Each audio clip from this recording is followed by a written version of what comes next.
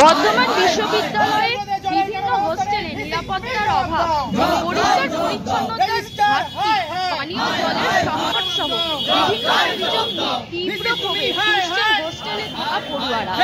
এই দাবিগুলিকে সামনে রেখে শনিবার বিশ্ববিদ্যালয় চত্বরে বিক্ষোভে সামিল হন হোস্টেলে থাকা পড়ুয়ারা। বিক্ষোভকারী পড়ুয়াদের অভিযোগ, হোস্টেলের নিরাপত্তা নিয়ে তারা যথেষ্ট উদ্বিগ্ন। নিরাপত্তারক্ষীরা প্রশিক্ষণ প্রাপ্ত নয় বলে অভিযোগ ছাত্রছাত্রীদের। তাদের দাবি, অবিলম্বে নিরাপত্তারক্ষীদের প্রশিক্ষণের ব্যবস্থা করতে হবে অথবা প্রশিক্ষণ প্রাপ্ত নিরাপত্তারক্ষী নিয়োগ করতে হবে। কোথাও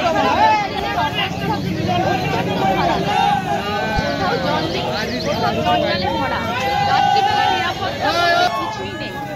উন্নত অবস্থায় ছাত্রছাত্রীদের পড়াশোনার পরিবেশ ব্যাহত ঢাকা পড়ে আছে হোস্টেল। বিষাক্ত পোকামাকড়ের পদক্ষেপ না নেওয়া হলে বন্ধ